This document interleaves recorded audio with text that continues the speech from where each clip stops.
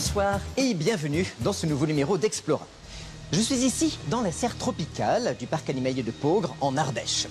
Ici, on peut observer une vingtaine d'espèces de reptiles, des plus petits aux plus grands. Et justement, quels sont les plus grands reptiles vivant aujourd'hui sur Terre? Dans quelques instants, nous allons partir sur les traces des plus gros serpents du monde, les pythons, avec des spécialistes. Mais auparavant, nous allons sur la piste du crocodile de mer, le plus lourd, le plus dangereux de tous les crocodiles. Quelle est la taille maximale que pourrait atteindre ce monstre qui infeste les côtes de l'Australie? Regardez. Créatures légendaires, ce sont les maîtres des rives et des rivages. Il n'y a pas grand-chose qui puisse les arrêter. Ils sont redoutables, préhistoriques, gigantesques. Ils sont énormes, largement assez gros pour représenter un danger pour les humains.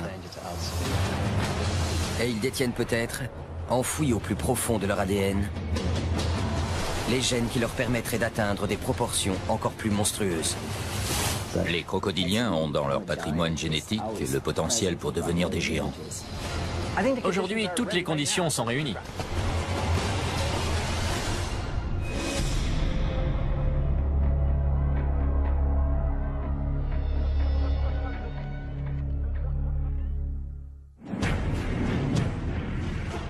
Il y a 65 millions d'années, un cataclysme anéantit la plupart des reptiles géants qui peuplent la Terre.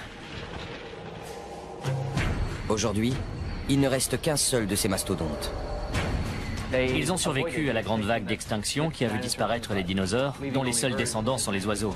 Leur histoire est vraiment incroyable. Ces rescapés de l'évolution sont vénérés comme des dieux par certains et considérés comme un véritable danger par d'autres. Ne sous-estimez jamais un crocodile dans l'eau. Si vous vous approchez trop, c'est fini pour vous.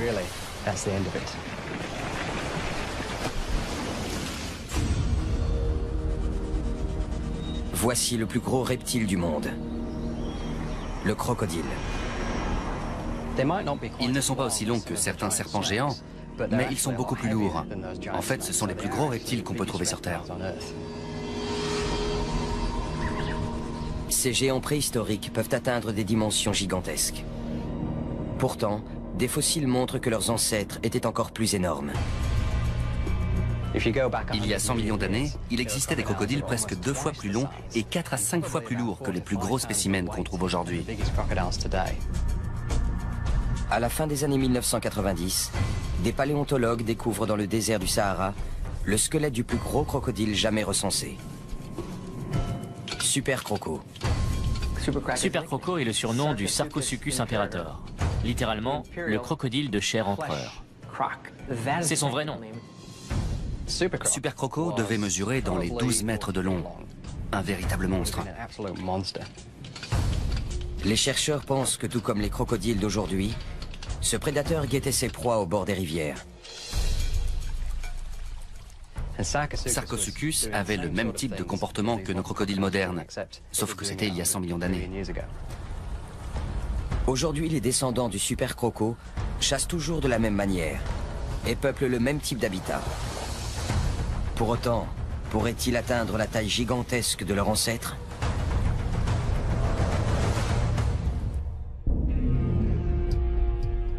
Darwin, territoire du Nord, Australie.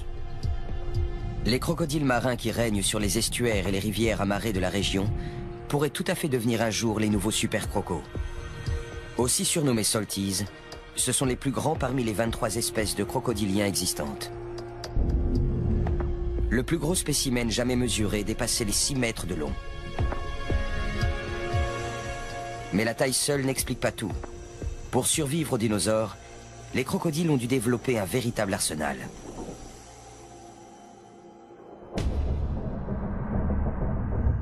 Les salties possèdent une peau épaisse, dont les écailles forment comme une armure. Ils sont dotés de pattes musclées, de solides mâchoires hérissées de plus de 60 dents massives et d'une queue puissante qui représente près de la moitié de leur corps. Autant de qualités qui pourraient leur permettre de devenir un jour des géants.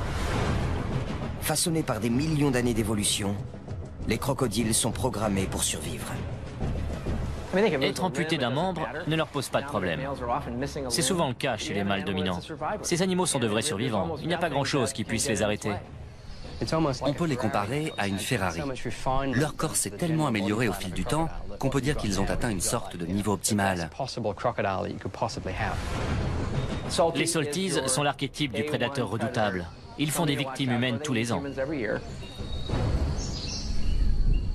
Ils sont énormes, largement assez gros pour représenter un danger pour les humains.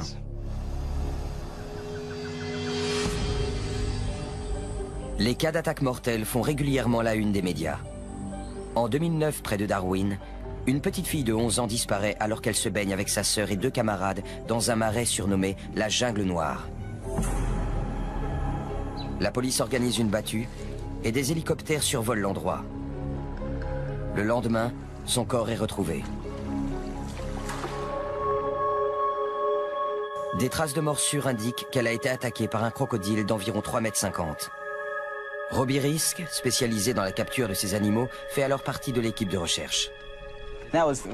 Cet événement a provoqué beaucoup d'émotions. On a mis un jour à retrouver le corps.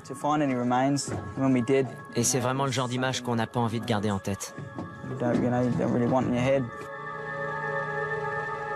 Des groupes de gardes forestiers armés quadrillent la zone et installent des pièges dans toute la plaine inondable. Mais ils ne retrouveront jamais le coupable. Si de telles attaques sont rares, les Salties font tout de même une demi-douzaine de victimes tous les ans. Les pouvoirs publics estiment que près de 150 000 crocodiles migrent depuis les rivières à marée de la région de Darwin vers les eaux de la ville elle-même. La particularité de cette ville, c'est qu'elle se situe en plein milieu d'un de leurs habitats naturels. Ces derniers gagnant peu à peu les zones urbaines et périurbaines, les cas d'attaques sur des humains pourraient bien se multiplier. La plupart de ces crocodiles marins se feraient tuer par leurs congénères s'ils ne quittaient pas les rivières amarrées. Là-bas, il manque de nourriture et d'espace. C'est pour ça qu'ils remontent les côtes jusqu'à Darwin. On en trouve de plus en plus chaque année et il y a de plus en plus de risques de voir de nouveaux drames arriver.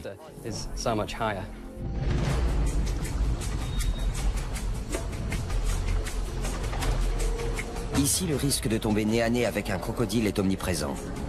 Mais il existe un phénomène encore plus dangereux. Des individus vicieux qui attaquent délibérément. Ces crocodiles n'ont pas un comportement normal et ils représentent un vrai danger. Ce sont souvent des animaux qui ont déjà réussi à attaquer quelqu'un. Ils comprennent à quel point c'est facile et ils essaient de recommencer. Contrairement aux autres, qui ont tendance à fuir les humains, eux vont les traquer. Ces crocodiles sont vicieux. Ils sont comme ça. Ils sautent vraiment sur tout ce qui bouge.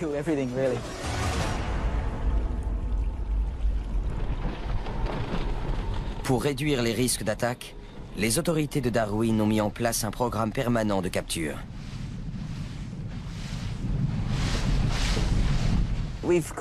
On a pris plus de 170 crocos cette année, contre 140 l'année dernière. Donc, oui, c'est pas mal. On va peut-être même battre notre record. Là, on vérifie les pièges et on remet des appâts. Robbie et ses collègues gèrent plus de 60 pièges mobiles. Ils remplacent les appâts et lorsqu'ils trouvent un crocodile, ils le sortent, le marquent et le mesurent. Le plus grand Saltie que Robbie ait jamais capturé mesurait plus de 4,50 m. Mais tous les crocodiles sont dangereux, quelle que soit leur taille. Un individu de 3-4 mètres peut vous briser le crâne. Quand on travaille avec des crocodiles, il ne faut surtout pas oublier ce dont ils sont capables. Si ça se passe mal, vous pouvez y laisser une main ou un bras, ou même la vie. Aujourd'hui, Robbie est accompagné d'Adam Britton, un spécialiste des crocodiles. Il recueille leur ADN pour dresser une carte génétique des Salties de Darwin. On prélève des échantillons sur les crocodiles qu'on capture dans le port. Ensuite, on les compare avec ceux qu'on va récolter sur toute la côte nord de l'Australie. On espère que ça nous permettra d'en savoir un peu plus sur l'origine des individus qu'on retrouve à Darwin. La carte d'Adam Britton permettra peut-être un jour de repérer où ces crocodiles géants se reproduisent. Mais pour l'instant, son but est de maintenir la paix entre les humains et les Salties, qui représentent un danger mortel. Ces recherches peuvent nous permettre de comprendre pourquoi ces animaux se déplacent. S'il y a un risque d'attaque, il faut essayer de le réduire. J'espère qu'on va trouver le moyen de sécuriser cette zone. Je pense que ça aiderait les gens à être plus tolérants avec les crocodiles qui vivent en bas de chez eux. Ça, c'est le piège numéro 2 du port de Darwin. Je tire. Voilà, je viens de le tester. Le croco rentre. Et quand il tire sur le morceau de viande, ça actionne la porte. C'est tout. C'est un mécanisme tout simple. Et c'est très efficace. Allez, au suivant. L'équipe va vérifier le piège suivant. Il n'y a aucun moyen de prévoir la taille de leur prochaine prise.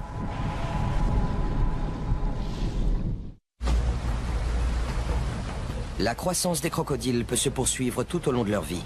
C'est un autre élément à prendre en compte pour déterminer leur taille future.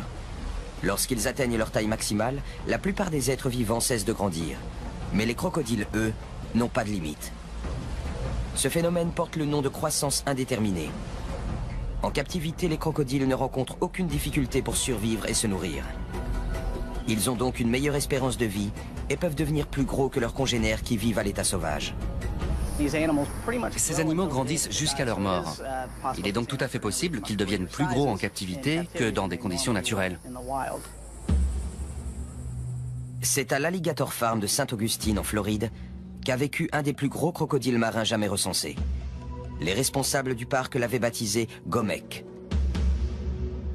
Mesurant plus de 5 mètres et pesant près d'1 tonne, Gomek était devenu l'attraction principale du parc animalier, et ses repas attiraient les foules. Aujourd'hui, un autre Salty gigantesque du nom de Maximo a repris le flambeau. Il fait plus de 4,50 m et près de 550 kg. Il est très puissant.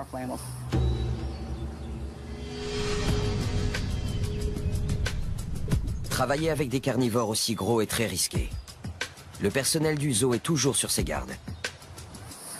Pour lui, on est des casse-croûtes potentiels, donc il faut faire attention. Il est d'une rapidité étonnante pour un animal de cette taille. On voit sa puissance quand il saute pour attraper un rat.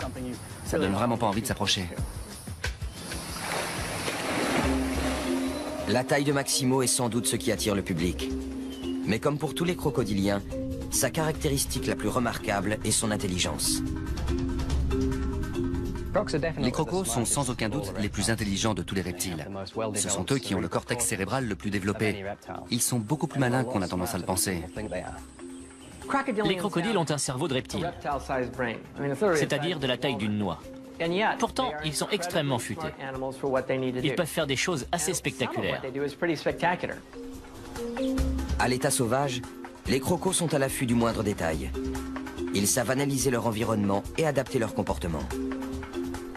Quand vous arrivez quelque part, vous pouvez être repéré par des crocodiles que vous ne voyez pas et que vous ne verrez jamais. Ils ne vous ont pas vu, mais ils n'ont pas aimé l'odeur de vos vêtements, votre façon de bouger, votre bateau. Ils ne l'avaient pas vu sur la rivière, mais ils ont senti qu'il se passait quelque chose. Vous ne les verrez plus jamais.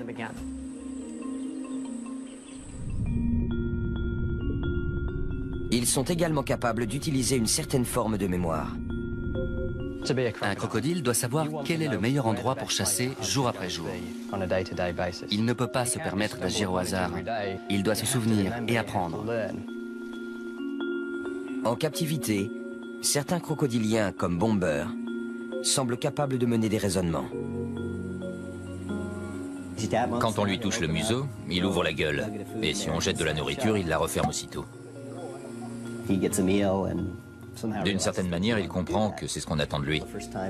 La première fois, il va faire le tour parfaitement. La fois d'après, il va reculer de 5 cm.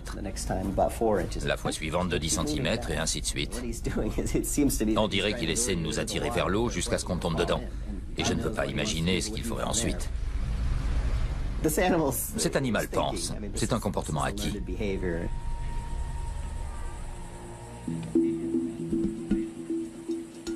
Ces survivants d'un autre âge ne sont donc pas uniquement mus par leur instinct. Et c'est aussi le cas de Maximo. Il a appris à faire son numéro pour le spectacle, et maintenant il sait quelle heure il est. Donc si on vient sur la plateforme à 15 h, il commence à faire son tour. Il n'a vraiment pas mis longtemps à comprendre.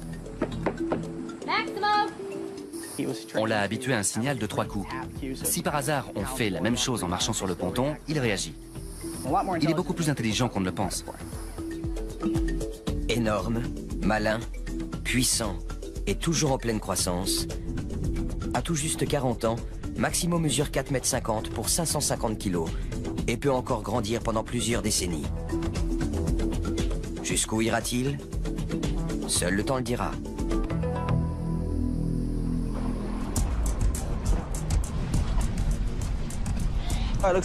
Tiens, on en a un. Il doit faire dans les 2,50 m. Retour à Darwin. L'équipe vient de trouver un salty dans un des pièges du port.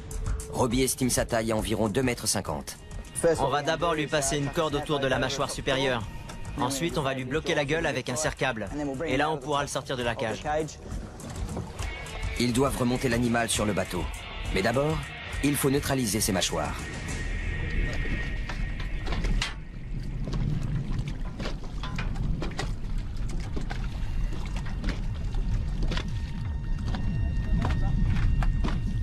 Pour lui faire ouvrir la gueule, on lui touche le museau.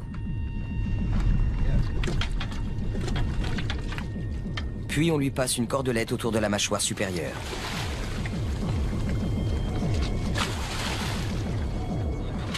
Mais le nœud reste coincé entre les dents de l'animal. Il faut le reculer un peu plus. Il faut pas qu'il glisse.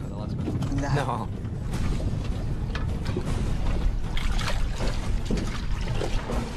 Ils réussissent enfin à faire passer la boucle au-delà des dents et à la positionner autour de la mâchoire.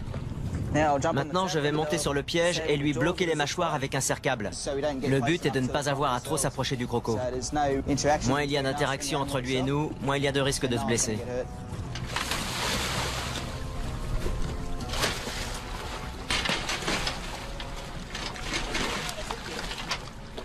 Maintenant, on va tout simplement lui scotcher la gueule. Et lui couvrir les yeux. Aveugler le crocodile permet de réduire son stress. C'est bon, il est neutralisé. On va pouvoir le sortir du piège.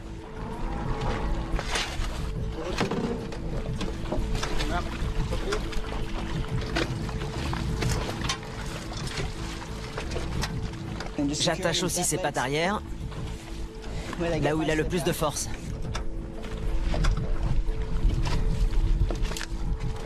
Et pour finir, une protection là où ses dents dépassent de la mâchoire supérieure. Comme ça, on ne risquera pas de se couper en le manipulant. Sans cela, même avec les mâchoires bloquées et attachées, au moindre coup de tête, le crocodile risquerait de les blesser avec ses longues dents.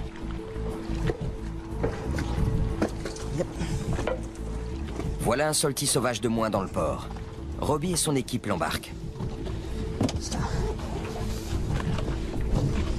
Superbe. Une fois le croco bien attaché, les hommes réinstallent le piège, y mettent un nouvel appât et continuent leur inspection.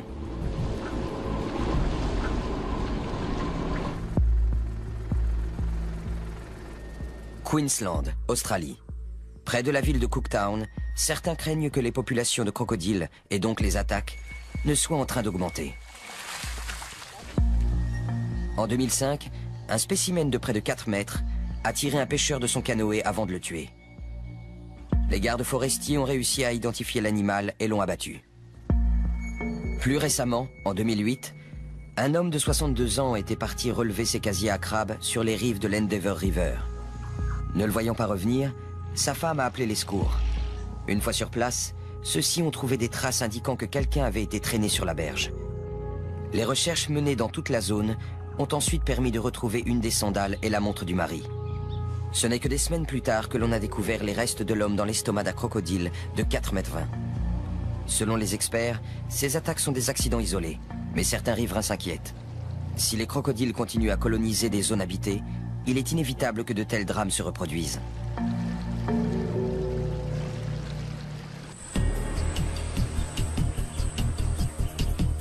En Floride, à l'Alligator Farm de Saint-Augustine, le biologiste Gregory Erickson étudie l'arme principale du prédateur, sa mâchoire.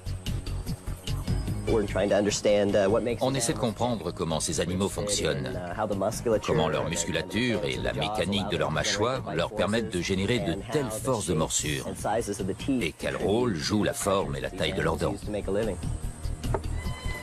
Ce sont des transducteurs.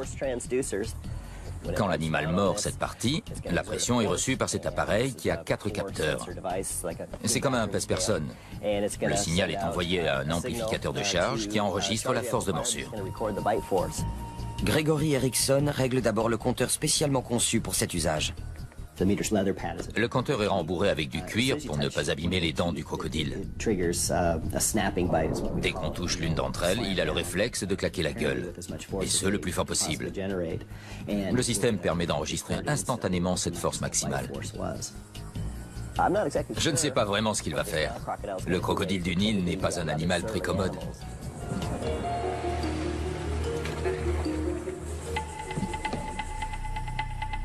Gregory Erickson entre dans l'enclos avec Kevin Torregrossa, le responsable des reptiles, et un autre employé du parc.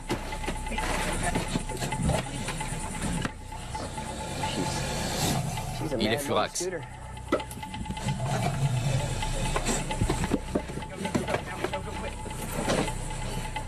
Le crocodile se défend. Il se défile et s'en mêle dans la corde. C'est bon ?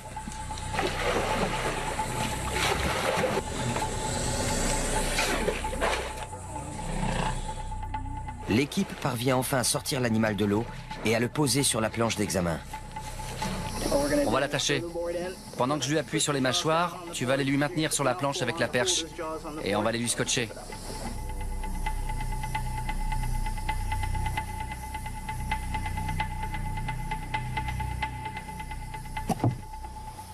Je déteste ça. Un morceau de bois bloque les mâchoires de l'animal pour l'empêcher de les refermer. Vas-y, ici. Serre bien fort.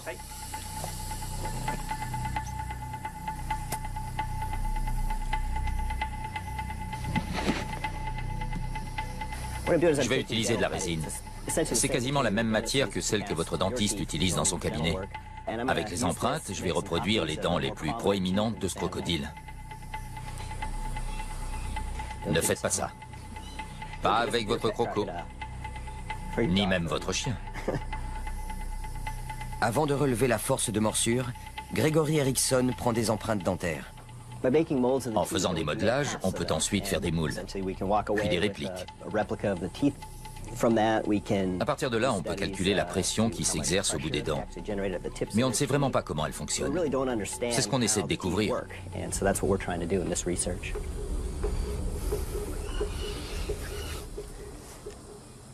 Je déteste faire ça. Ce n'est pas naturel de mettre la main dans la gueule d'un crocodile. Mais c'est pour la bonne cause. Dans 5 minutes, ça aura pris. Donc on va très vite pouvoir libérer cet animal et le remettre à l'eau.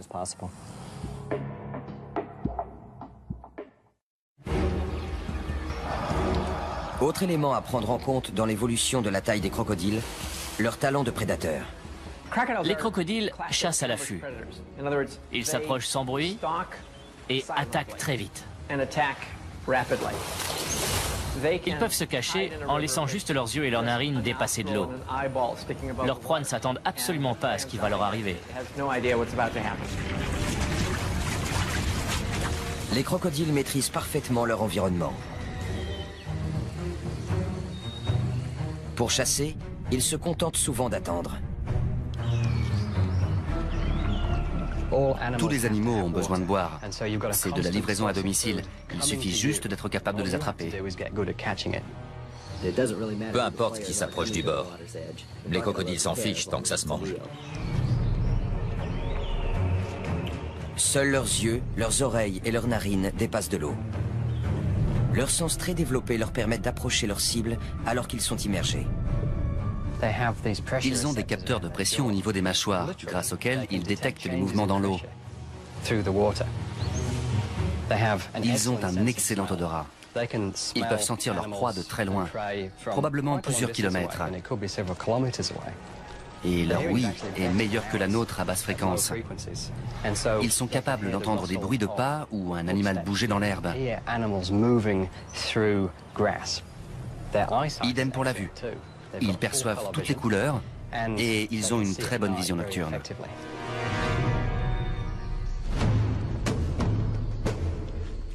Une fois qu'ils ont repéré leurs victimes, les crocodiles s'approchent sans être vus, en se propulsant grâce à leur queue puissante. Leur force motrice leur permet de nager très vite, mais aussi et surtout de nager très lentement, en troublant très peu la surface de l'eau.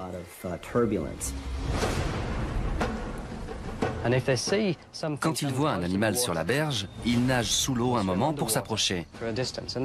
Puis ils remontent à la surface pour jeter un coup d'œil et évaluer la situation. Petit à petit, ils continuent à venir de plus en plus près. Tout ce qu'il faut, c'est que la proie s'approche suffisamment. Dès que c'est le cas, c'est fini pour elle.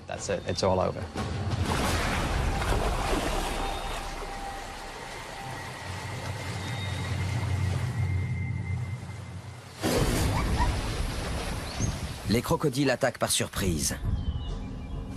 Ils saisissent leur victime avec une force herculéenne et la tirent dans l'eau pour la noyer. Parfois, ils entament une sorte de danse de mort. Parfois, les crocodiles se mettent à tourner sur eux-mêmes pour désorienter leur proie. Ils peuvent la démembrer comme ça. Dans ce cas, elle meurt d'hémorragie. Mais dans l'idéal, ils essaient de la noyer. Dès ce moment-là, leur repas est assuré. Une fois l'animal mort, les crocodiles le mettent en pièces. Ils donnent des coups de tête pour le déchiqueter. Ces animaux sont de véritables montagnes de muscles, avec juste ce qu'il faut de souplesse, notamment au niveau du cou. Leur armure s'interrompt à cet endroit-là, ce qui leur permet d'écarteler littéralement leur proie.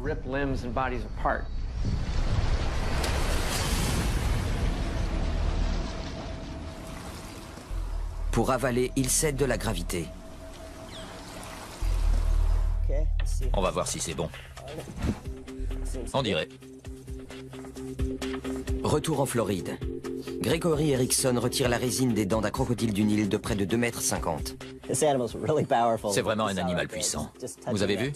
On lui touche à peine une dent et il attaque. Il est beaucoup plus rapide que nous, donc il faut faire très attention. S'il n'avait pas eu la gueule bloquée, je serais en route pour l'hôpital. Il ne faut jamais toucher cette zone chez un crocodile.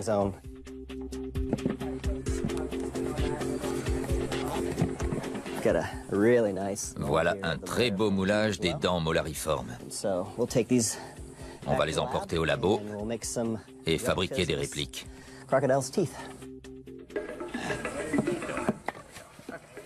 Maintenant qu'il a retiré les moulages, Gregory Erickson va mesurer la force de morsure de l'animal.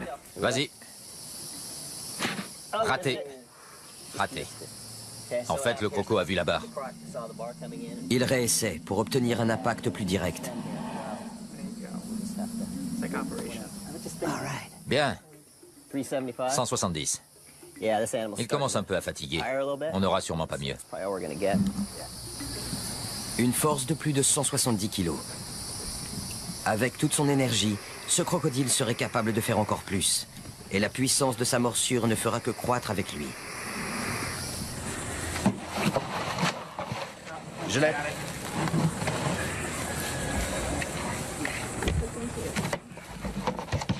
Laisse-le partir.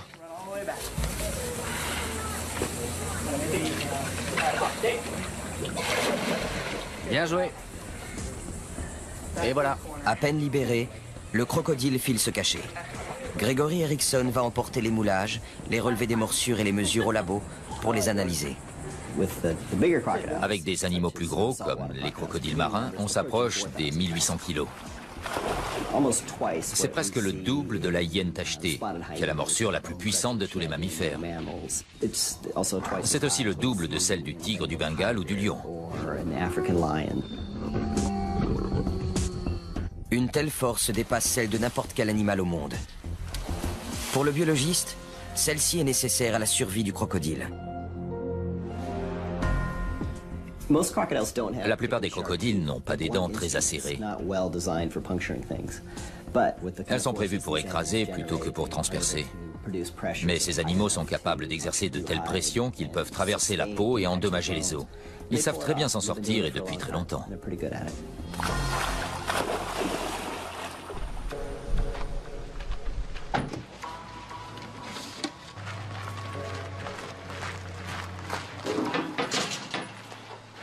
Retour à Darwin.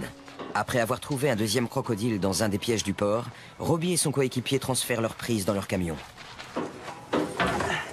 On les mesure. Puis, on les identifie avec un numéro. On leur laisse toujours la tête vers le haut, pour les empêcher de régurgiter. Sinon, ensuite, ils pourraient se noyer, puisque leurs mâchoires ont été bloquées. On a une fiche, on en transmet un exemplaire à la ferme, et on garde l'autre. Dessus, on note le sexe de l'animal, et comment on l'a capturé. Sa taille aussi. C'est la ferme à qui on les donne qui va décider de leur avenir. Il y a une femelle assez grosse, ils vont s'en servir pour leur élevage. L'autre est un mâle, ils vont sûrement utiliser sa peau ou sa viande. Et voilà, 2 de moins dans le port, c'est bien. Je suis content qu'on les ait eus, et il y en a encore plein capturés.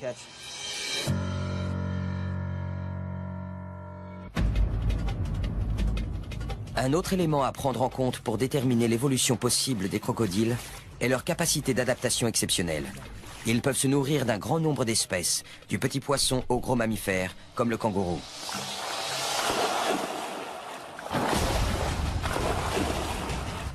Ils peuvent manger des coquillages, des crustacés et même des insectes.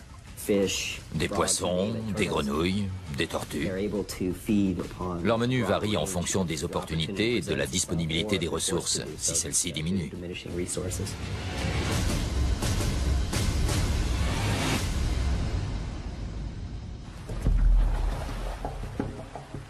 Les crocodiles peuvent aussi s'adapter à leur environnement, surtout s'ils repèrent une source de nourriture abondante. Quand un crocodile voit une occasion de chasser, il va revenir le lendemain. Si le cas se répète, il va encore revenir le surlendemain. Il va très vite retenir que c'est l'endroit où aller pour avoir une bonne chance de manger. Mais il y a mieux. Et ces animaux sont capables de se repérer dans le temps. Par exemple, ils vont intégrer que telle espèce de poisson fait sa migration en septembre, ou telle espèce de mammifère en avril, et que c'est donc le meilleur moment pour les chasser. 15 jours avant, vous pouvez être certain de les voir eux-mêmes commencer à migrer vers la zone concernée. En l'absence de nourriture, les crocodiles peuvent passer des mois sans manger. Et quand ils rompent enfin leur jeûne, ils utilisent leur énergie de la manière la plus efficace possible en la consacrant à leur croissance. Cette formidable capacité d'adaptation leur a permis de survivre quand d'autres espèces se sont éteintes. Aujourd'hui, ce sont les derniers vrais gros reptiles existants sur Terre. Mais récemment, la mise au jour de fossiles a montré que par le passé, des crocodiles encore plus gros ont existé. Dans les années 1990, le paléontologue Paul Sereno et son équipe de chercheurs ont réalisé la découverte de toute une vie. Le Sarcosuchus imperator.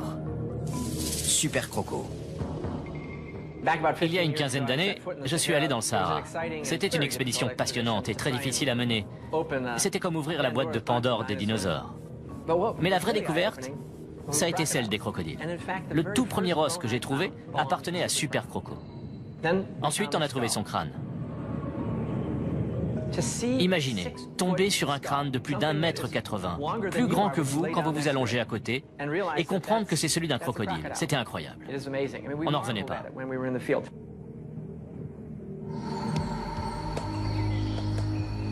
Il y a environ 110 millions d'années, Super Croco chassait sur les berges d'une rivière aujourd'hui remplacée par une terre aride.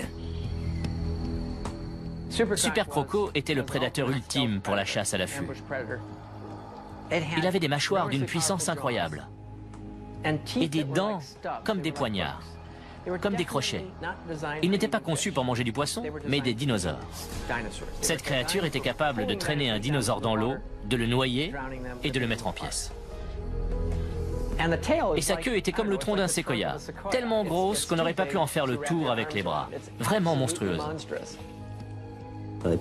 Il devait avoir une force de morsure proche de 10 tonnes. Je crois qu'on ne peut pas imaginer la pression que ça représente.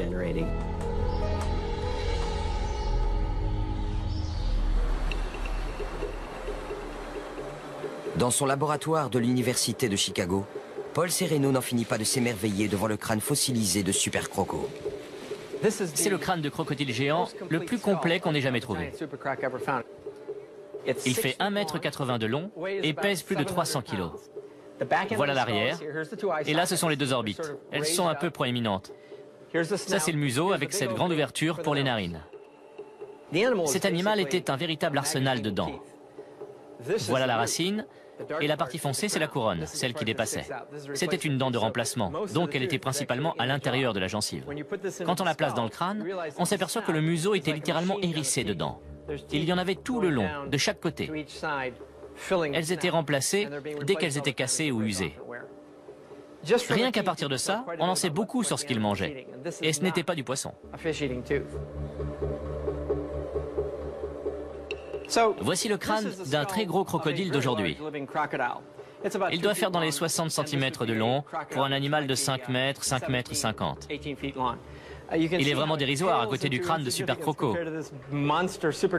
Mais les deux sont très similaires.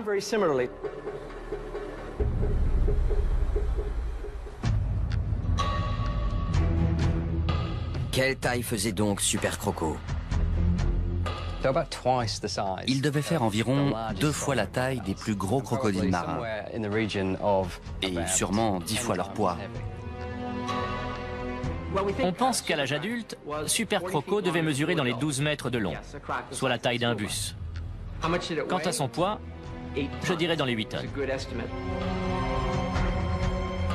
Le plus gros crocodile à avoir jamais vécu sur Terre.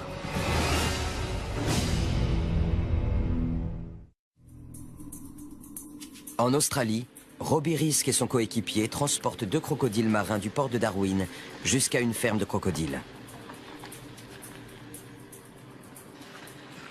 Ils ont trouvé une maison.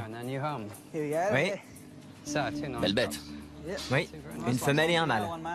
Une femelle? Oui, Bonne nouvelle.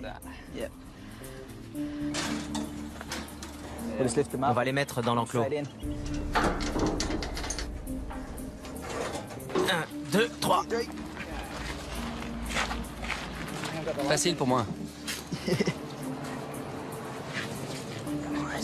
1, 2, 3. Une fois les crocos déchargés, Robbie retourne au port contrôler les pièges. Ils ne vont pas apprécier la suite.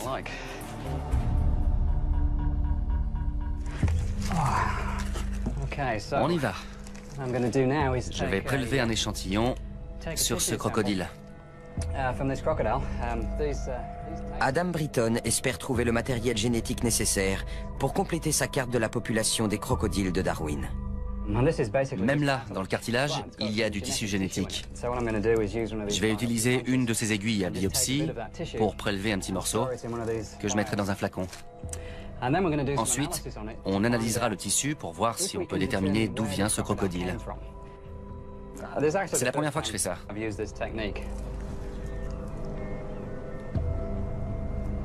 On va attendre un peu.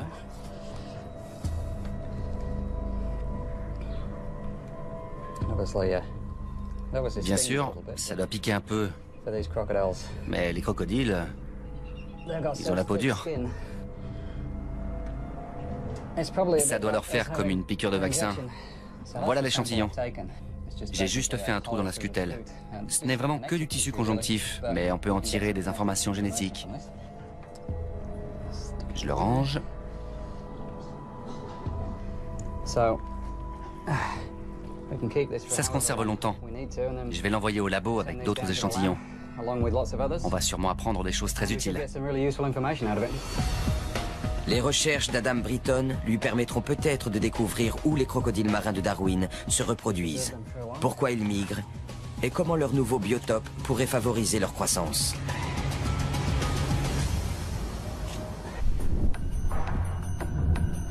Avec leur physique à toute épreuve, leur art de la prédation, leur croissance indéterminée et leur incroyable adaptabilité, Les crocodiles marins pourraient-ils être les super crocos de demain? Aujourd'hui, toutes les conditions sont réunies.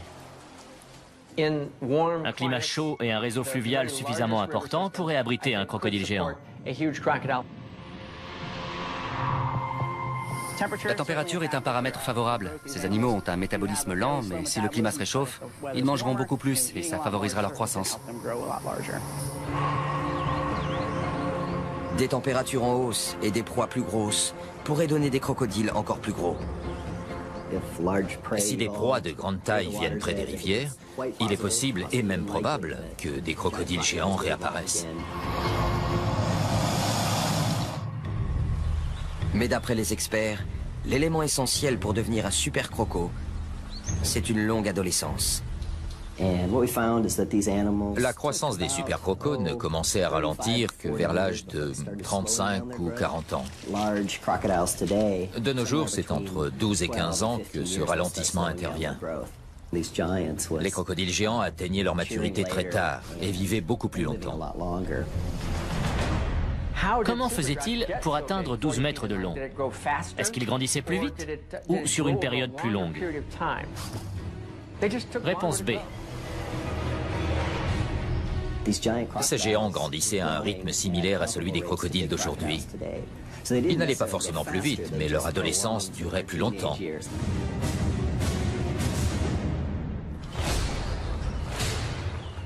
Dans des conditions adéquates, et si leur adolescence se prolongeait, nos crocodiles modernes pourraient devenir des géants. La taille est ce qu'il y a de plus facile à faire évoluer. Un ou deux gènes qui changent, une ou deux glandes qui sécrètent une hormone à tel ou tel moment, et le corps se met à grandir.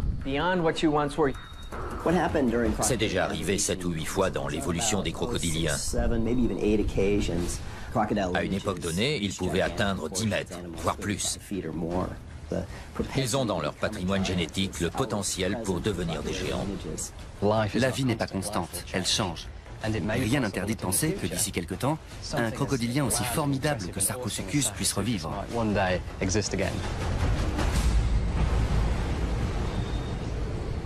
Alors, quelle est la limite?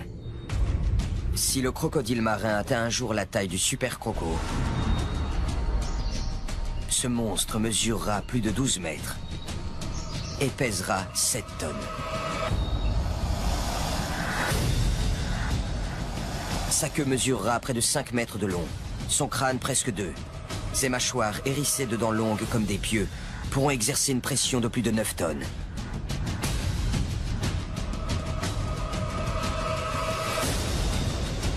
Un exemple colossal de gigantisme animal.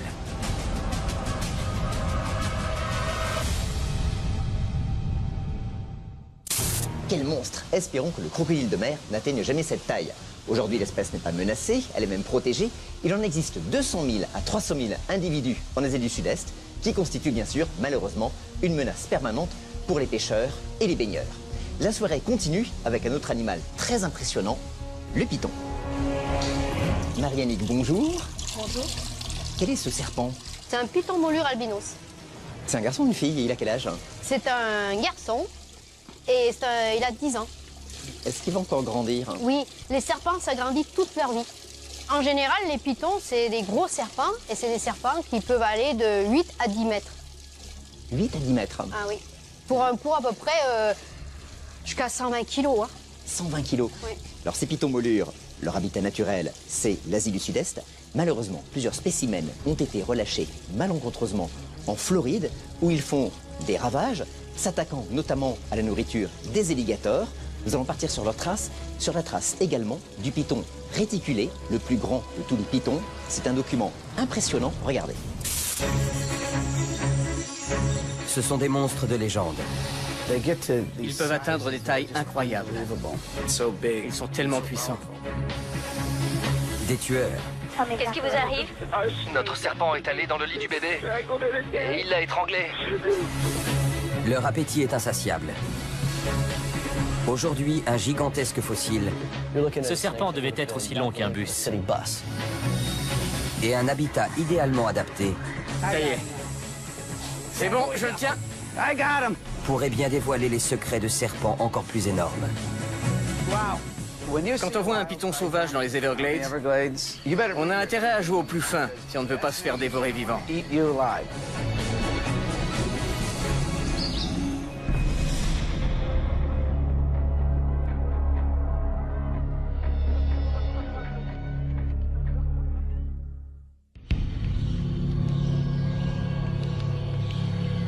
Les anciens mythes évoquent des serpents géants, parfois capables d'engloutir un homme tout entier. Aujourd'hui, un reptile titanesque donne vie aux légendes.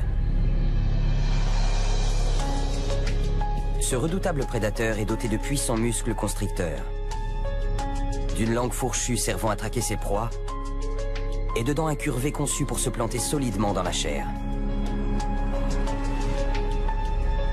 C'est l'un des plus grands reptiles carnivores de la planète, le python.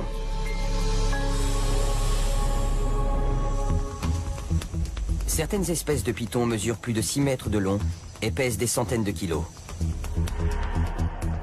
Le record mondial est détenu par un python réticulé d'une longueur de près de 10 mètres. Toutefois, des récits mentionnent l'existence de bêtes encore plus imposantes. En Indonésie, en 2003, un serpent fait la une des journaux.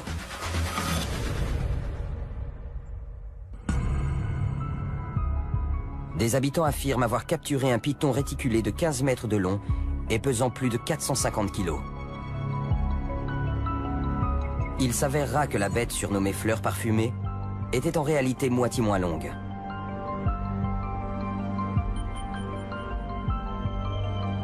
Beaucoup cependant s'interrogent.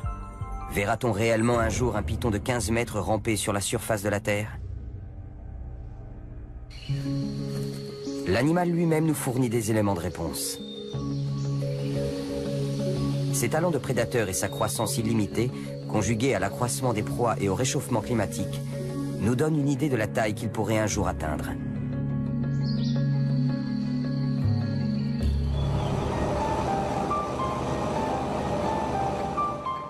Nous sommes en Floride, dans les Everglades.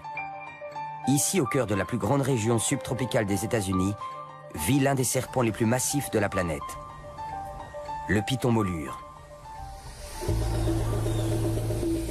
Ce serpent originaire d'Asie est une espèce invasive dont la population se multiplie dans cette zone. Dans cette région, le nombre de pythons molures est estimé à 150 000 individus. Ces serpents se développent en chassant les espèces indigènes. C'est un environnement formidable. C'est quasiment le cadre de vie idéal pour qu'un gros serpent se développe. Il y a plein de proies et la chasse est très fructueuse du fait de l'absence de prédateurs. Ici, il arrive que les pythons atteignent une taille supérieure à celle qu'on observe communément chez ce type de python.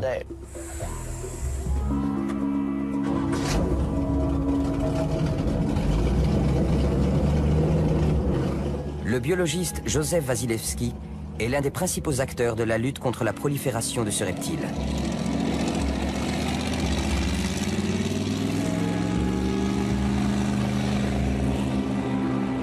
Il traque et capture en toute légalité les pythons, puis les relâche après avoir collecté des données essentielles sur leur localisation et leur taille. Aujourd'hui, avec l'aide de Johnny Tigertail, membre de la tribu indienne locale des Milozuki et spécialiste de la faune sauvage du parc, Joe s'est donné pour tâche de fouiller les cachettes connues des pythons.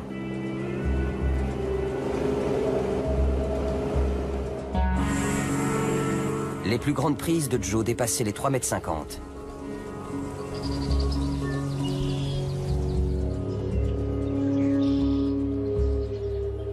De tels spécimens peuvent peser plus de 45 kg.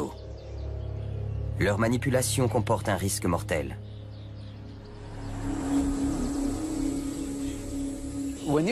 Quand on voit un python sauvage dans les Everglades, on a intérêt à jouer au plus fin si on ne veut pas se faire dévorer vivant. Le serpent va chercher à mordre toutes les parties du corps qu'il peut atteindre. Et bien entendu, plus il est gros, plus il peut vous mordre haut. Et plus il est puissant, plus la morsure risque d'être grave.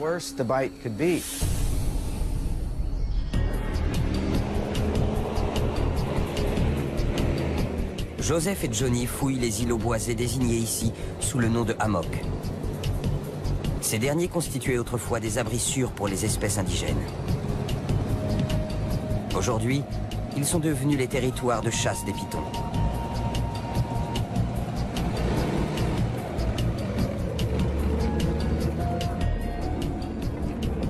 Un jour comme aujourd'hui, où l'eau est haute, ça ne m'étonnerait pas d'en voir un perché dans les arbres. Ouais.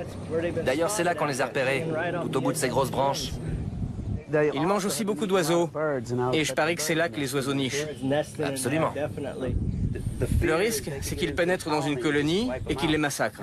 Il n'y aurait pas un îlot surélevé là-bas? Si. Ici, il y a 2 traces qui ont l'air intéressantes. Pour débusquer les pitons, Joe n'hésite pas à entrer dans l'eau, au risque de se faire attaquer par un alligator ou un serpent. Il y a une bête qui est passée là. Plus il s'éloigne, plus il lui sera difficile de sortir rapidement de l'eau. Là. Ça peut être un serpent.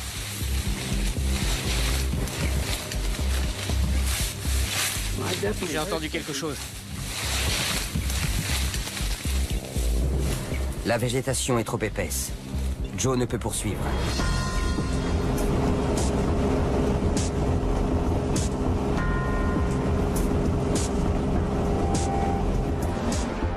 Alors que midi approche, les chances de trouver un python diminuent. Lorsque le soleil est au zénith, les serpents restent souvent invisibles.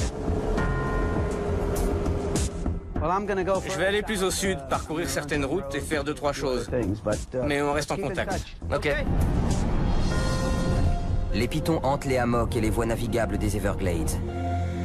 Mais ils s'aventurent également dans les canaux et sur les routes.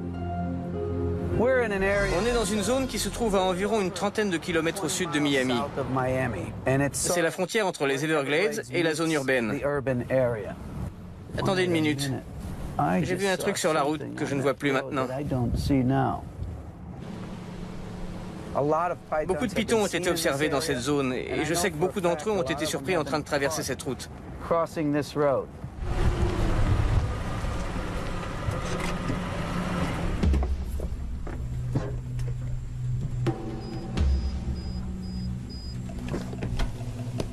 Joseph se gare et inspecte le bas-côté.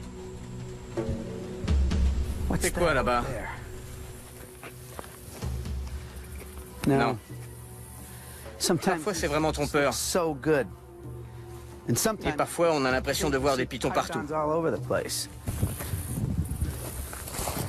Non.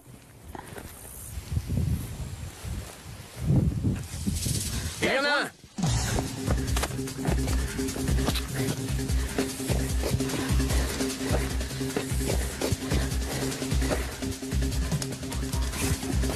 Ok. Ils sont plus rapides que ce qu'on croit.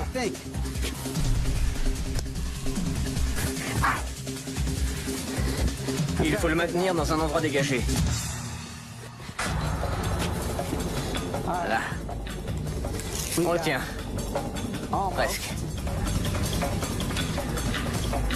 Maintenant.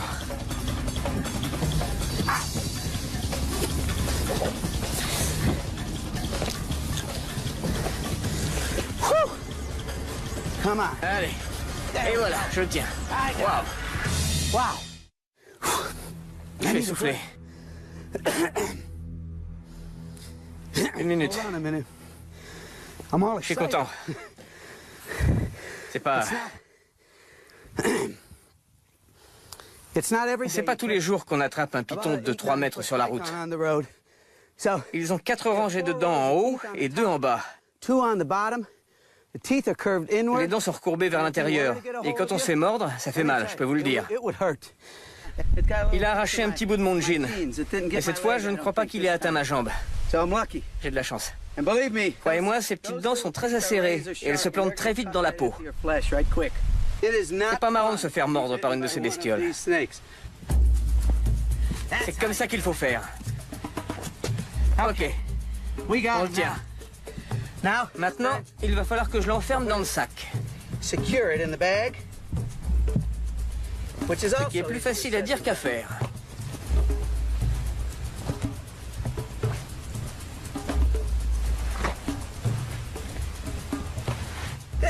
C'est la meilleure façon, la façon la plus humaine de transporter des reptiles. Ils peuvent respirer sans problème. Il fait noir, donc c'est moins stressant pour les serpents d'être dans ces sacs. Et voilà, le python est enfermé.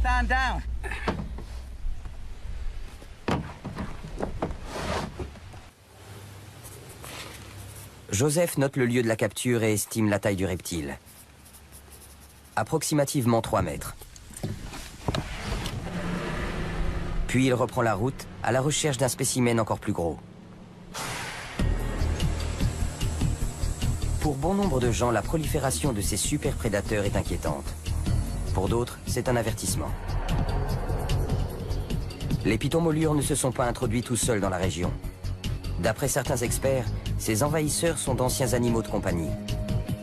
Le python molure est devenu très populaire dans les années 90 parce qu'il y a eu des mutations génétiques. Il y a eu des albinos, maintenant il y en a des verts, et certains n'ont pas de motif.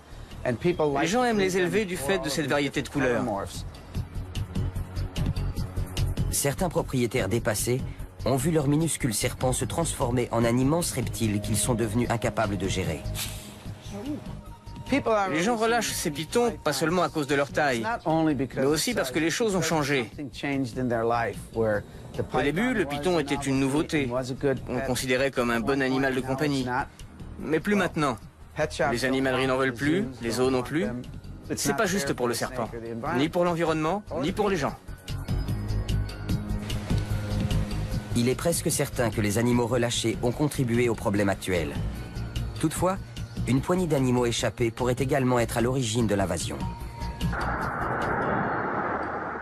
À la fin du mois d'août 1992, l'ouragan Andrew balaie le sud de la Floride. Des vents de force 5 détruisent plusieurs centres d'élevage. D'innombrables espèces exotiques s'échappent, y compris des pythons molures. Ces serpents retournent rapidement à l'état sauvage et se lancent à la recherche de nourriture. La plupart s'installent dans les Everglades, où les animaux sauvages abondent. Mais certains vivent à proximité des zones résidentielles, chassant les proies les plus vulnérables des banlieues. Il arrive qu'ils emportent des animaux domestiques, chiens, chats, poulets, ce genre d'animaux. Il y a des proies plus facilement accessibles pour eux dans ces secteurs. À de rares occasions, les pythons s'en prennent également aux hommes. En juillet 2009, à Oxford, en Floride, un drame montre à quel point l'instinct est puissant, même chez un animal de compagnie. Dans cette modeste maison de banlieue, alors qu'une petite fille de 2 ans dort, le python molure de la famille s'échappe de sa cage. Le reptile, long de 2,5 mètres, se glisse dans le lit de la fillette, s'enroule autour d'elle et l'étouffe. Dites-moi exactement ce qui s'est passé. On a un python molure qui fait dans les 3,50 mètres. Cette nuit, il est sorti de sa cage. Il est allé dans le lit de notre enfant et il l'a étouffé.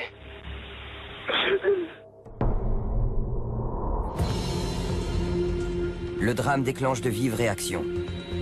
Les hommes politiques et les citoyens concernés lancent un appel d'urgence. Les autorités multiplient les efforts pour régler le problème du python domestique et éradiquer les populations sauvages. Pourtant, ces prédateurs venus d'ailleurs continuent de se propager et semblent bien partis pour rester. Ce sont des champions de la survie. Tout ce qu'ils doivent savoir pour survivre est programmé dans leur cerveau à l'instant même où l'œuf éclot. La survie est programmée dès le tout premier jour. Une femelle peut pondre une centaine d'œufs en une seule saison de ponte. En à peine 1 an, les petits multiplient leur taille par plus de 4. Lorsqu'ils atteignent environ 2 mètres, ces carnivores voraces sont de véritables machines à manger. Ils chassent presque tous les animaux vivants, des oiseaux blessés aux reptiles, en passant par des mammifères aussi gros que des cerfs. Ils mangent absolument tout ce qu'ils trouvent. Ils mangent, ils se gavent littéralement. Ce sont des chasseurs opportunistes. Ils ne savent pas toujours quand ils feront leur prochain repas. Et chaque fois qu'ils ont l'occasion de manger, ils mangent. Nouvel indice quant à la taille que le python pourrait atteindre, plus il mange, plus il grandit. Ses compétences de chasseur lui permettent de se nourrir et de grossir toujours plus. Le python pratique la chasse à l'affût. Sa technique la plus productive consiste à se cacher et à attendre. Une fois la proie à proximité, son camouflage lui permet d'effectuer une frappe éclair. Sa stratégie repose sur la furtivité, la surprise et un système de détection, notamment une peau et des muscles qui fonctionnent comme des sismographes. Ils sentent les vibrations. Quand une proie potentielle approche, elle déclenche instantanément ce mécanisme. Et quand l'animal s'approche suffisamment près du serpent, il frappe avec une vitesse et une force incroyables. Vous pouvez filmer toute la journée, mais il faut revoir la séquence au ralenti si vous voulez réellement voir le serpent saisir sa proie.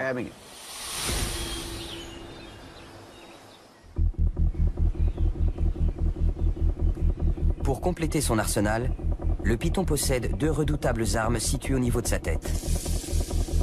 La première se présente sous la forme de fossettes ou capteurs thermosensibles qui enregistrent les mouvements thermiques. En détectant les sources de chaleur, le serpent peut ainsi localiser les proies à sang chaud. La seconde forme un radar encore plus précis.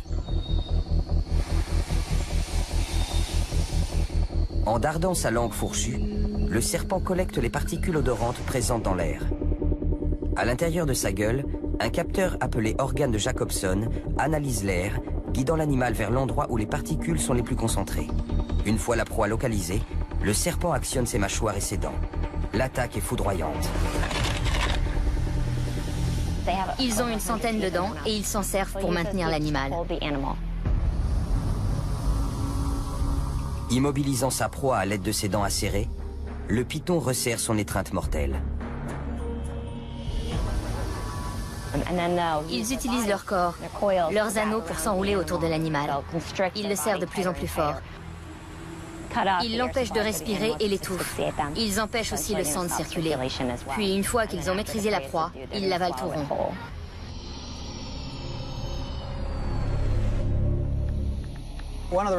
Une des adaptations les plus remarquables chez le python, c'est sa mâchoire articulée qui lui permet d'avaler de grosses proies.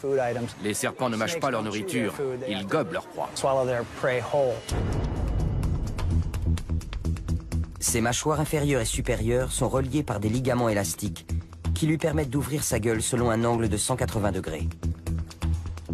Les os de la mâchoire inférieure se séparent et le serpent fait descendre progressivement la proie par un long effort de déglutition. Ce python peut avaler des proies 3 fois plus grosses que le diamètre de son corps.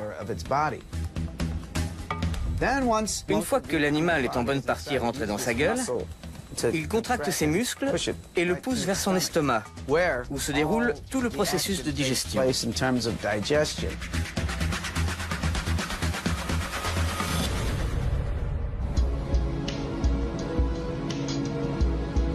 Le python se nourrit sans laisser aucune trace.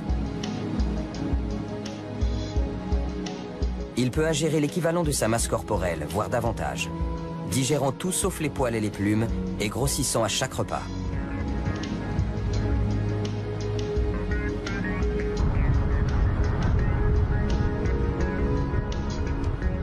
Sur les routes désertes bordant le parc national des Everglades, Joseph est reparti sur les traces du python molure.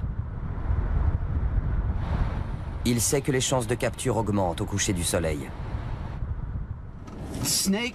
En général, les serpents se déplacent au crépuscule. Pendant les mois d'été, ils bougent plus souvent. Le crépuscule, c'est leur moment préféré. Le moment de la journée où ils sont actifs. Et s'ils se déplacent d'est en ouest, ils vont traverser cette route. La route conserve la chaleur. Et les serpents apprécient cette chaleur. Ils l'absorbent. Tout en poursuivant sa route, Joseph garde les yeux grands ouverts. Il ignore quelle sera la taille de la bête qui surgira dans la lumière de ses phares.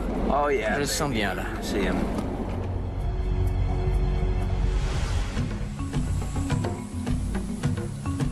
La plupart des êtres vivants, y compris les hommes, s'arrêtent de grandir passé un certain âge. Le python, lui, continue de croître tout au long de sa vie. Il existe plusieurs espèces qui semblent ne pas avoir de taille maximale. Et si un spécimen a la chance de vivre longtemps, il continue de grandir jusqu'à sa mort.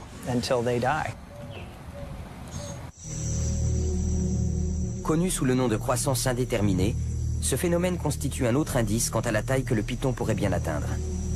À l'état sauvage, il peut vivre jusqu'à 25 ans, grossissant d'année en année. En captivité, il peut vivre plus de 30 ans et atteindre une taille encore plus imposante.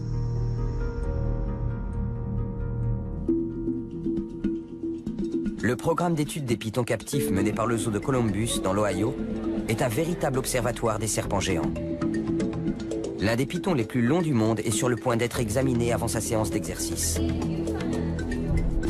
Il s'agit de Fluffy, un python réticulé captif.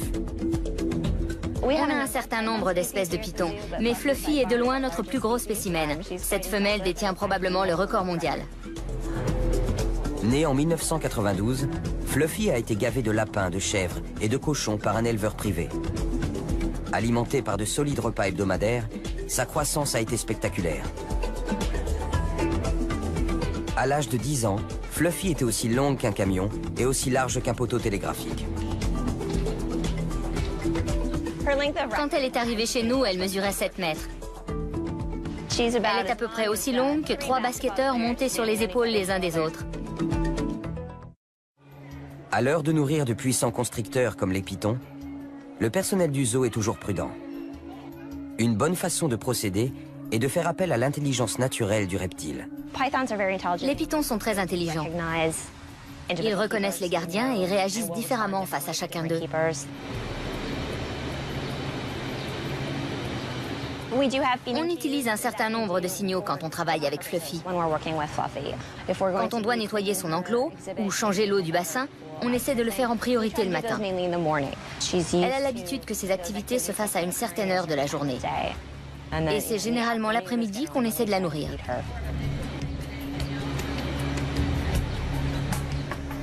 Malgré l'intelligence du python, le risque d'attaque surprise est toujours présent.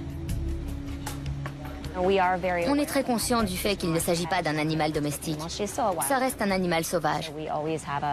On la manipule toujours avec beaucoup de respect. Il faut avoir des gestes mesurés et ralentir nos mouvements. Le manque de précaution peut se révéler fatal. En 1997, au zoo Serpent Safari de Gurnee, dans l'Illinois, le propriétaire Lou Dadano pénètre dans la cage d'un python de 7 mètres pour remplacer une ampoule. Une opération qui manque de lui coûter la vie.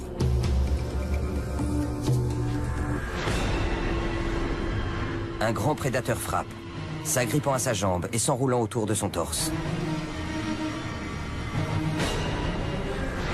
Atrocement comprimé, son cœur cesse de battre. Mais juste à temps, son collègue et une équipe médicale d'urgence parviennent à le libérer et à le réanimer.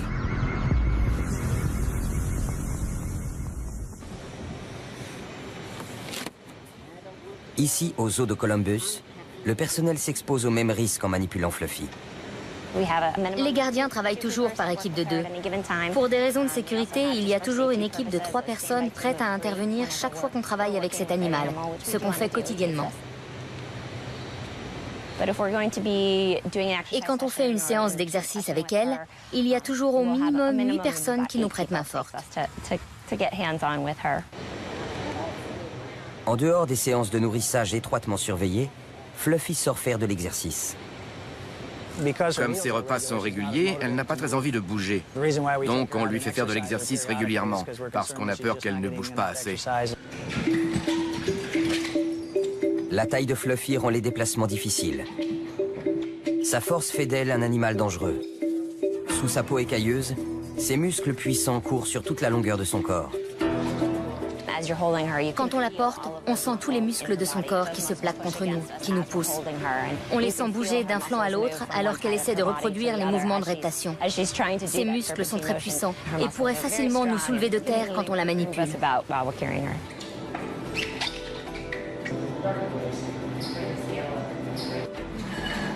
L'équipe commence par peser et mesurer le reptile.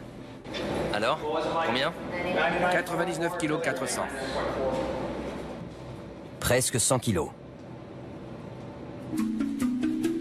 À l'aide d'une ficelle et d'un mètre, l'équipe va maintenant tenter d'évaluer sa longueur. Quand on les mesure, c'est très difficile d'obtenir une valeur exacte sans les anesthésier, parce qu'ils ont des muscles très puissants et qu'ils bougent sans arrêt. Elle ne va pas se tenir tranquille exprès pour nous.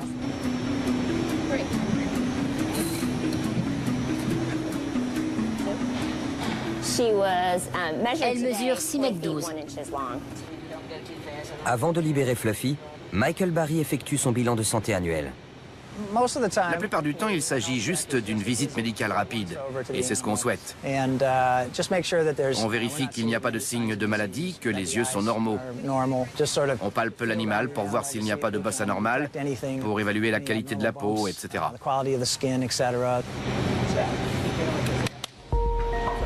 Tout va bien.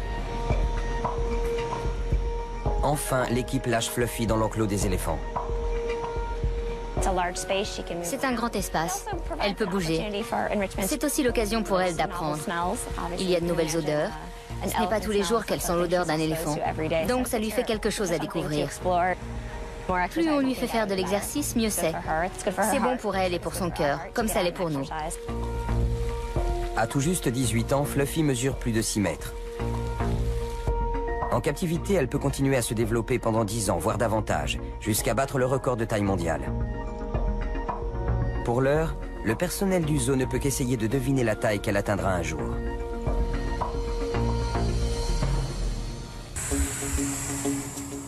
Si l'accroissement des proies, l'amélioration de ses techniques de chasse et son mode de croissance favorisent le développement du python, un habitat hospitalier constitue également un facteur clé, et tout particulièrement la température. Pour les serpents, température et taille sont inextricablement liées. Ces animaux à sang froid ont besoin d'une source de chaleur extérieure pour chasser, se nourrir et rester en vie. Les mammifères peuvent contrôler la température de leur corps, ce qui n'est pas le cas des serpents. Ils régulent leur température en fonction de l'environnement extérieur. L'équation est simple, mais offre un indice quant à la taille que peut atteindre le python. Pour permettre une croissance optimale, l'environnement du reptile doit rester chaud en permanence. Si la température corporelle du serpent descend trop bas, celui-ci peut mourir.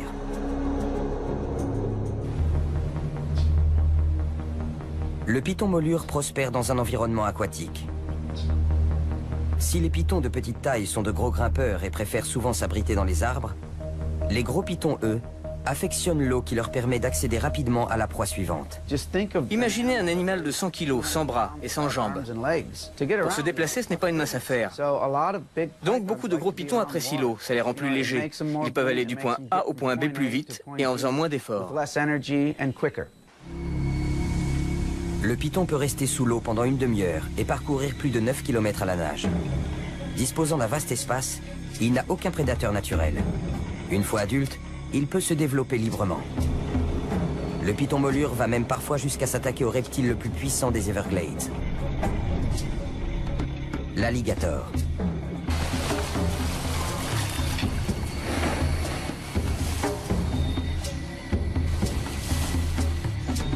Comme le révèle cette séquence, l'alligator est probablement le seul animal capable de repousser les assauts d'un python.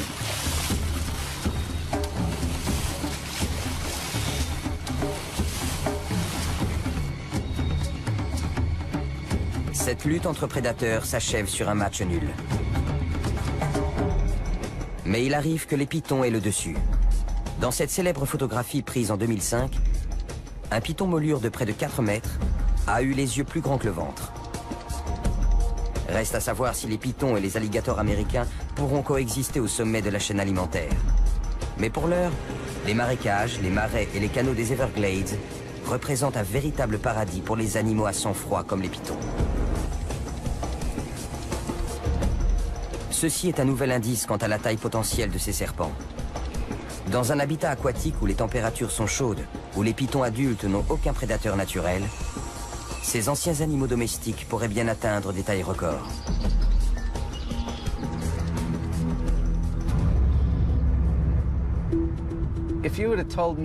Si vous m'aviez dit il y a seulement 10 ans, je vous emmène chercher des pythons sur la route, je vous aurais pris pour un fou. Et voilà où j'en suis aujourd'hui. Croyez-moi, un serpent de 3,50 m qui traverse la route, c'est le spectacle le plus étonnant que vous ayez jamais vu. Une nuit, sur le sentier de Tamiami, j'ai attrapé 100 serpents, en une seule nuit. Ah, je vois des choses bouger.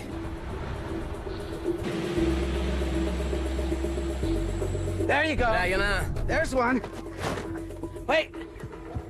Attends, il faut que je... Il est pas content. Je vais l'avoir à l'usure. Attends une minute. Ok. Là, je vais l'avoir. Ça y est, je l'ai. Il fait dans les 2,20 m, 2,40 m. Oui. OK. Attendez, je sors mon sac. Wow. Donc oui, c'est bien un python moulure sauvage. Vous voyez, les dents sont recourbées vers l'intérieur. Il ne faut pas se faire mordre. Bon alors. On avait bien calculé, le timing est parfait. J'étais au bon endroit, au bon moment. Le serpent était au rendez-vous. Maintenant, il faut que je fasse le relevé des coordonnées GPS pour nos archives.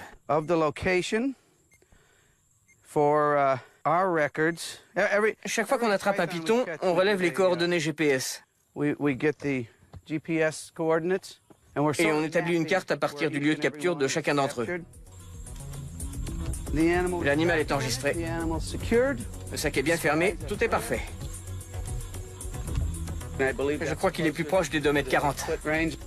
J'en ai déjà attrapé qui faisait plus de 4 mètres. Celui-là, quand il mord, ça doit faire mal. Heureusement, j'y ai échappé.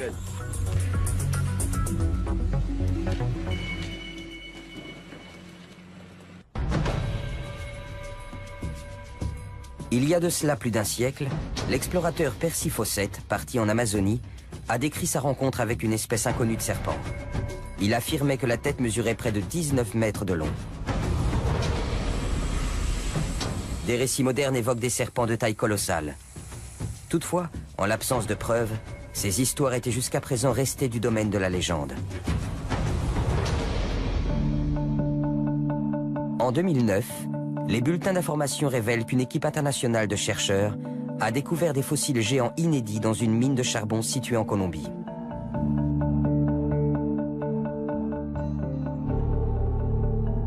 Ces vestiges préhistoriques sont ceux du serpent le plus gigantesque qui ait jamais existé à la surface de la Terre. Ses découvreurs le baptisent Titanoboa.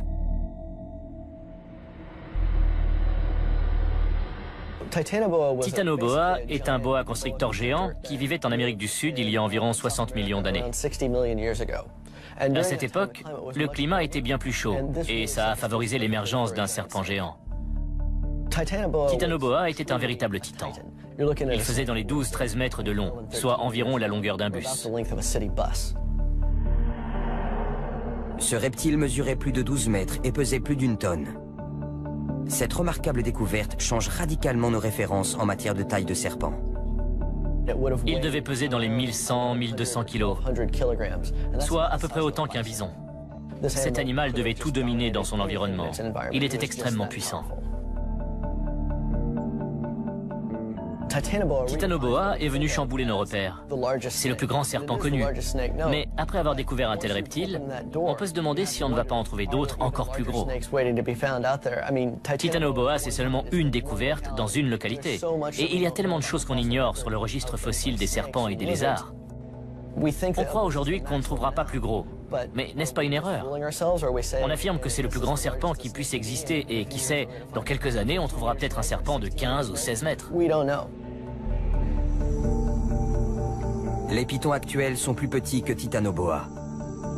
Pourtant, en présence de conditions favorables, il n'est guère difficile d'imaginer d'immenses serpents à l'affût dans les Everglades.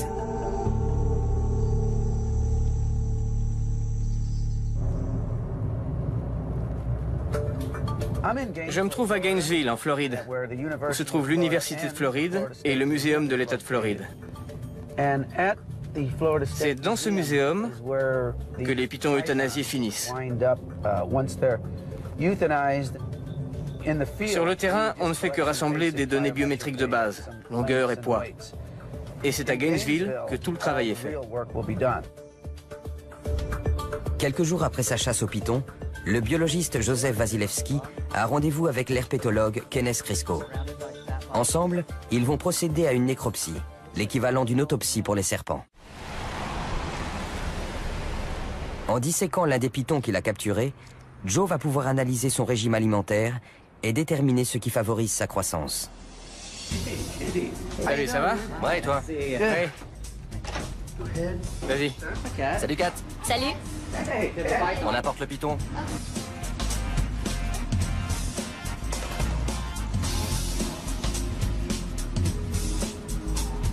C'est un piton molure.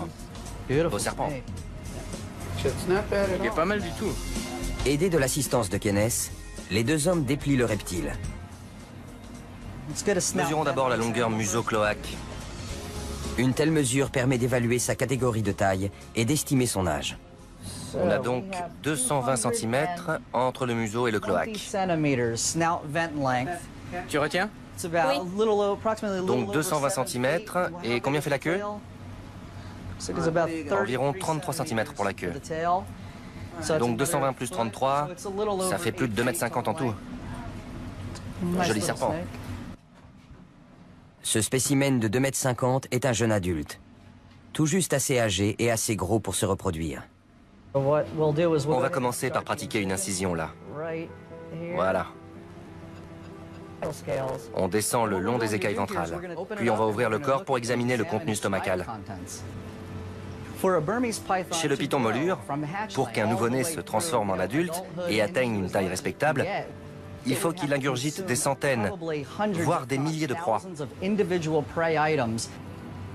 Il y a beaucoup de tissu adipeux.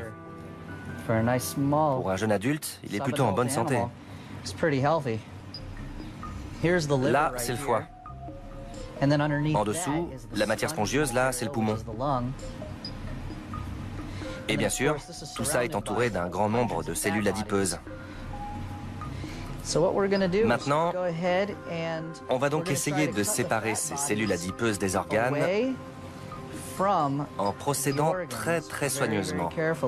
Ça va nous permettre d'accéder directement à l'estomac et à l'intestin. Et voilà. Ah ouais. Attention, te coupe pas. Jolie ton incision. Tu peux essayer de presser pour faire sortir ce qu'il y a dedans? Oh, regardez. C'est quoi ce truc? Un os? Une plume ou... On dirait une plume. Qu'est-ce que t'en dis? Regarde ça. Sachant que le python vient du parc national des Everglades, c'est probablement un échassier. Et bien sûr, tous les échassiers sont des espèces protégées. Ça a un impact? Absolument. Quand on pense au nombre d'animaux qu'un serpent aussi gros doit consommer, rien que pour atteindre cette taille, ce n'est pas une bonne nouvelle. À l'intérieur de l'estomac du python, l'équipe découvre une plume appartenant à une espèce protégée. Celle-ci est conservée pour analyse. Chez ce spécimen, la plupart des proies ont déjà été digérées, mais Kenneth Crisco trouve souvent de nombreux animaux plus grands. Comme le montrent ces photos, en disséquant d'autres pythons, le chercheur a découvert des animaux entiers. Comme cette aigrette relativement intacte, présente dans le tube digestif d'un gros spécimen. Plus les scientifiques étudient ces prédateurs surprenants, y compris les géants préhistoriques comme Titanoboa, plus ils découvrent d'indices sur la taille qu'ils seraient susceptibles d'atteindre. Si de gigantesques serpents constricteurs vivaient autrefois sur la Terre, verra-t-on un jour ressurgir un serpent géant? Combien mesurera-t-il?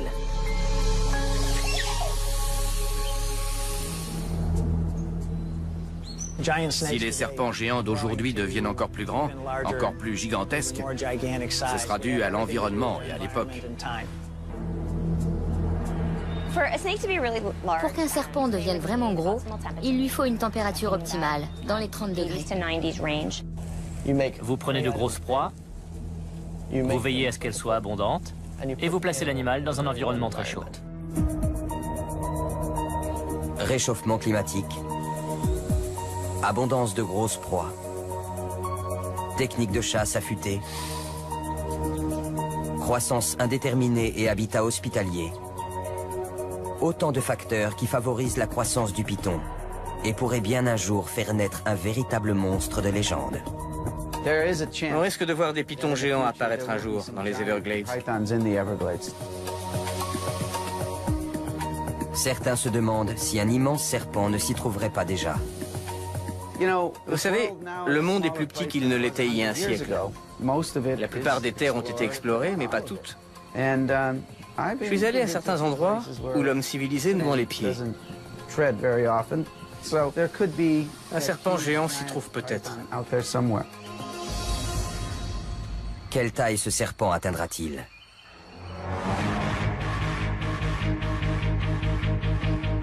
Voici à quoi pourrait ressembler un jour un python ayant atteint la taille de son ancêtre, Titanoboa. Une bête rampante de la taille d'un bus de ramassage scolaire.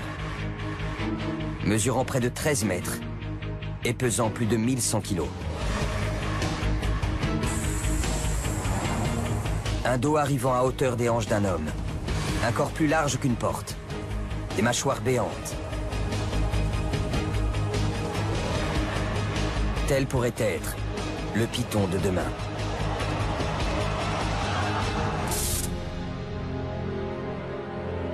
Quelle taille fait celui-ci? Eh ben, je l'estime à peu près à 4,5 mètres, mais si vous voulez, on peut le mesurer. Avec plaisir, avec cette ficelle?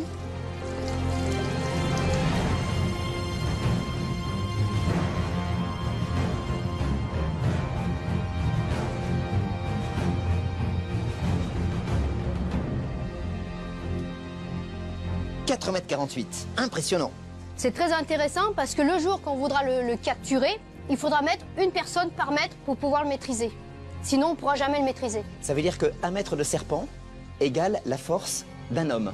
À peu près, oui. Est-ce que vous considérez que même en captivité, un python comme celui-ci reste un animal dangereux? Oui. Pour moi, c'est un animal qui est autant dangereux qu'une vipère, qu'un crotale, qu'un naja.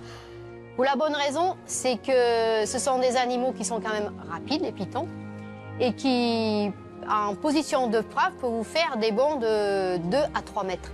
Ils vont se détendre et faire un bond soudain de 2 à 3 mètres. Ah oui, donc il faut prendre des précautions. Mais vous avez déjà été attaqué par un python? Oui.